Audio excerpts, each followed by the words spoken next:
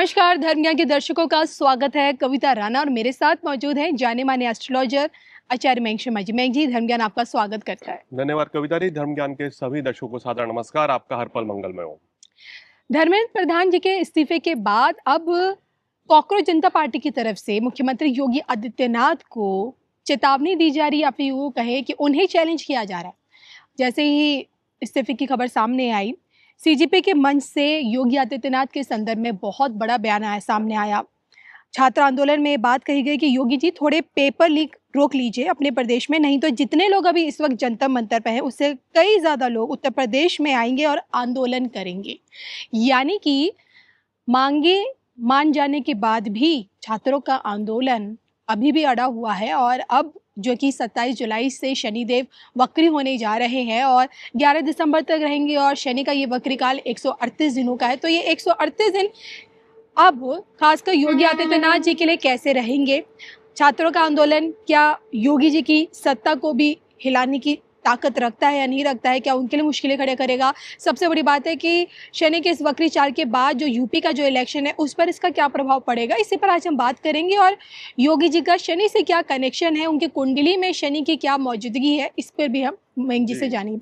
तो मयंक जी, सबसे पहले मुख्यमंत्री योगी आदित्यनाथ जी की कुंडली और उसमें शनि की भूमिका, क्योंकि शनि को राजनीति से, सत्ता से जोड़ा जाता है और कहते हैं कि योगी आदित्यनाथ पे शनि की ढैया, और जब जब 7.5 है ये, तो कहीं ना कहीं उनका कद ऊपर को उठा भी है।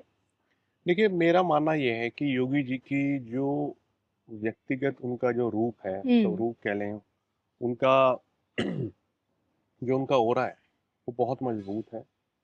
एक दिव्य शक्ति उनके अंदर है। जी। राहु का प्रभाव और शनि का प्रभाव मुझे उनके अंदर बहुत ज़्यादा दिखता है, क्योंकि योगी जी के बारे में एक चीज़ देखी गई है कि वो जो चीज़ बोलते हैं उसको ज़रूर करते हैं। हम्म।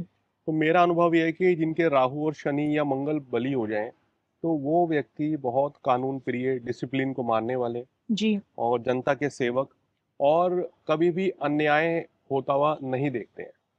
और आपने योगी जी के स्टेटमेंट में ये सब चीज़ें देखी भी हैं। वो अक्सर बोलते हैं जहाँ कुछ गलत होगा तो हम लोग आगे खड़े हैं सुधार करने के लिए, चाहे किसी भी तरीके से सुधार किया जाए। तो ये उनकी प्रभावशाली एक रूप है, उनका व्यक्तित्व है।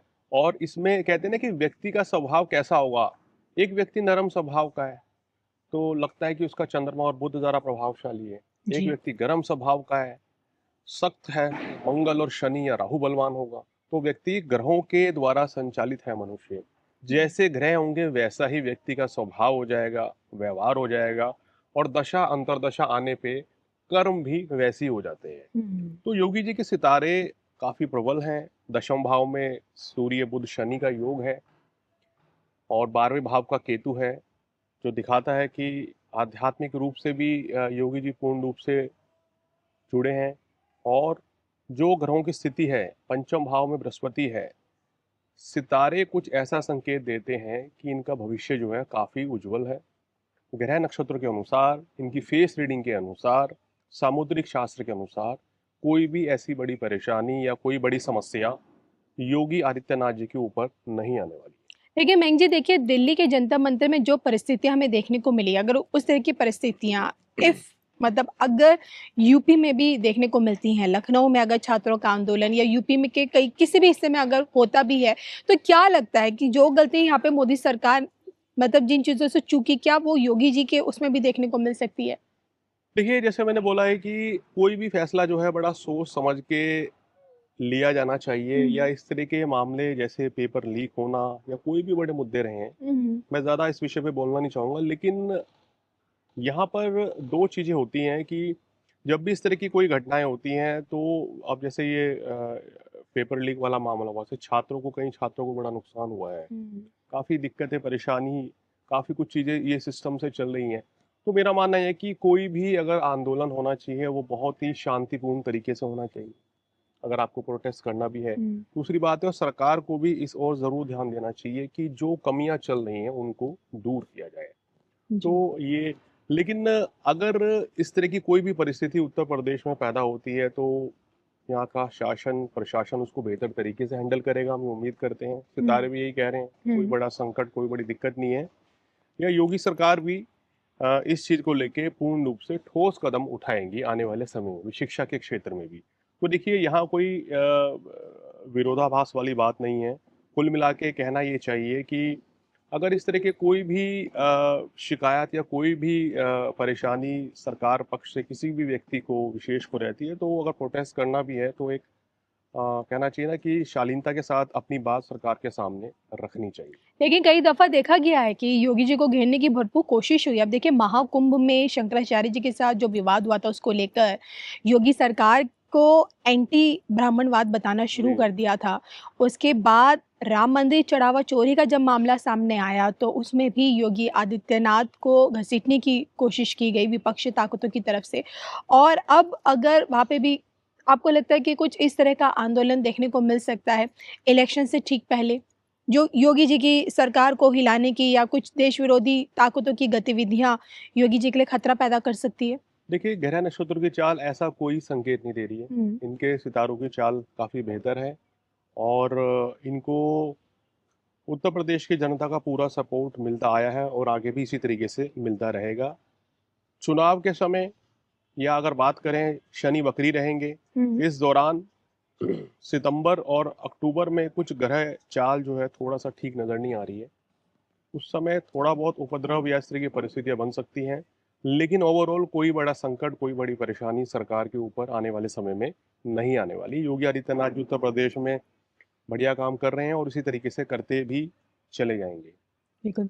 और बस जाते जाते शनि की वक्री चाल योगी जी के लिए क्या कुछ नया लेकर आ रही है? देखिए शनि की वक्री चाल में चाहे योगी जी के जो ग्रह नक्षत्र कह रहे हैं वो उनको और ज़्यादा मजबूत बन के उभारेंगे। अगर कोई ऐसी चैलेंजेस आते भी हैं तो ये मजबूती से उसका सामना करेंगे और ग्रह नक्षत्र के संकेत जो है शनि वक्री के अनुसार इनके लिए बहुत अच्छा रहेगा। कुछ बड़े ठोस निर्णय आने वाले समय में लेंगे। जाते जाते इसका क्या चुनाव पर भी देखने को, हालांकि देखिए 11 दिसंबर तक शनि वक्री रहेंगे और मार्च अप्रैल में यूपी का चुनाव भी है, तो क्या हम इसे आपस में जोड़ सकते हैं? देखिए मुझे नहीं लगता है कि चुनाव का जो सही कैलकुलेशन होता है कविता जी, मैं मानता हूँ कि अगर फरवरी एंड में या मार्च में भी चुनाव होते हैं जी। तो चुनावों की तारीख जो तय होती है उस समय की ग्रह स्थिति बहुत मैटर करती है। अच्छा, तो उस समय की परिस्थिति को देखा जिस जाता है, दिन वोट डाले जाएंगे उस दिन का क्या पंचांग सिचुएशन देखा है। जाएगा। मान लीजिए कि आज मैं विरोध में खड़ा हूँ, लेकिन जिस समय चुनाव होगा, जो तारीखें मुकर्रर हो जाएंगी, तय हो जाएंगी, उस दिन और पर्टिकुलर जब मैं वोट डालने जाऊंगा तो क्या मेरी मानसिकता सरकार के पक्ष में आ जाएगी ओके। या अचानक से मेरा मन जो है वैसा ही रहेगा जैसे पिछले 3-4 महीने से चल रहा तो था। यहाँ पे हम तो नेताओं ये की चीजें कुंडली नहीं देखेंगे? मैटर करती है। नेताओं की कुंडली आप जितना मर्जी देख लें, लेकिन जिस दिन इलेक्शन होता है, अगर यूपी में 4 चरण में या 5 चरण में मतदान होंगे तो वो तारीखें बहुत महत्व रखती हैं। योगी जी के ग्रह नक्षत्र बहुत महत्व रखते हैं क्योंकि वो सूबे के मुख्यमंत्री हैं। अच्छा मयंक जी, जिन तारीखों में मतदान होना है और जिस तारीख में रिजल्ट आना है, कौन सी देखिए डेट ज्यादा रिजल्ट का कोई महत्व नहीं है तारीख का। ओके। मैं नहीं मानता। आपने परीक्षा में आपने कुछ ढंग से पेपर लिखा ही नहीं है तो रिजल्ट से आप क्या ग्रह नक्षत्र जोड़ेंगे? सारा खेल है जिस दिन आपके पेपर हुए हैं, एग्जाम हुए हैं, उस दिन कैसा पेपर आपने किया है, जिस दिन चुनाव हुए हैं उस दिन क्या ग्रहों की स्थिति है, उस समय की ग्रहों की स्थिति पे जनता पे क्या उसका इम्पैक्ट पड़ रहा है, तो उस चीज के अकॉर्डिंग जो है रिजल्ट तय हो जाते हैं। अब डेट, अब क्या ना काउंटिंग वाला डे है तो उस दिन तो भाग्य का कोई मतलब ही नहीं है जी। तो सारा खेल हो जाता है जिस दिन इलेक्शन की डेट्स डिक्लेयर हो जाती हैं और जिस दिन चुनाव होंगे उन तारीखों से असली जो है कैलकुलेशन सामने आती है। तो मयंक जी की बातों से बिल्कुल स्पष्ट है कि शनि के इस वक्री कालखंड में मुख्यमंत्री योगी आदित्यनाथ जी के लिए ना ही कहीं कोई चुनौती खड़ी होने वाली है और ना ही छात्रों का कहीं कोई आंदोलन उनके लिए मुसीबत बनेगा। और यूपी चुनाव को लेकर तो मयंक जी पहले प्रेडिक्ट कर चुके हैं कि फिर से हमें योगी आदित्यनाथ ही नजर आने वाले हैं बतौर मुख्यमंत्री।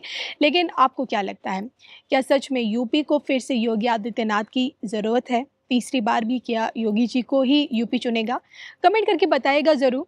और योगी जी की सत्ता में यूपी कितना बदला है, आप इस बदलाव में क्या कुछ नया देखते हैं, ये भी बताएगा। मुझे मयंक जी को दोनों को अनुमति भी दीजिए। नमस्कार।